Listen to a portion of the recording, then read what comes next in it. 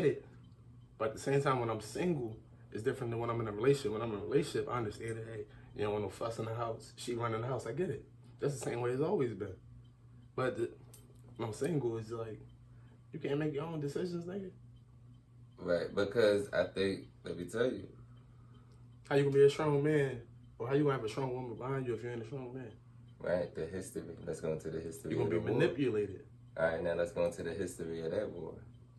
We go into the history of the war, the separation of the man and how he was taken out of the home, and how they got the woman to work in our culture. Yeah. You know what I mean? Not to say that women didn't work, but they always worked. They worked from home because they had a different type of power. It was they made the fabrics for the town. We brought home the bacon and all whatever that was. And now it's to a point to where they out in the business world, they weakened us to where we can't even provide structure as far as financial structure. And, you know, women need that stability because it's not about money, it's about stability. I don't say that we can't provide structure, but at the same time... They made it harder.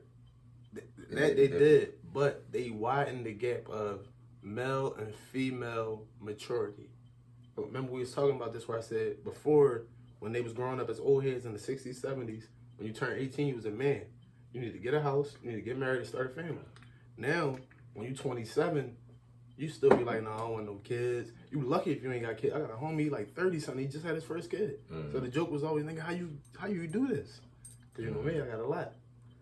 I think we grew up early and we complain too much, I think, about where we grew up. It's like we're the lenders and not the borrowers, and we have to be built to be the lenders. So what we go through, yes, it is bad times, but in a positive sense, look at all that we learned. Yes, we did grow up fast, but look at the people that grew up late and had to experience things later that we experienced earlier that we overcame because we're built to be the lenders. So it's not that we grow up fast, but we're exposed to more. Right. It's not a necessarily bad thing. You got to use that exposure to your benefit. The way Puffy always tells stories, I was in a club at 16, 17 dancing. He turned that into wanting to be into a label and be a producer. And he kept building on what the fuck he was doing. On that. And I think, like you say, you have a military history, and we talked about how it keeps your intuition sharp. And in the hood, we grow up. The thing that we learn that we carry with us is our intuition. You need that. So I think where we lack is the therapy, because sometimes it affects people the wrong way, or the way that it don't. Like me and my brother grew up the same way, but he chose the street life. I chose entertainment and try to get up out of it.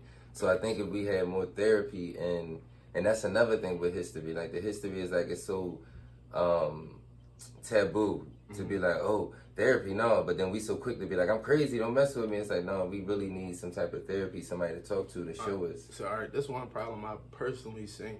I had a young boy, right? I had actually two young boys, and they came to me with the same message. I wouldn't have got into this if it wasn't for this certain older person, which was one was his older brother, the other one was his best friend. They was like, yo, we wouldn't have got into all these shootings and selling drugs if it wasn't for him. Not to blame it on him, but they feel like they had to be like him because his stature was so big.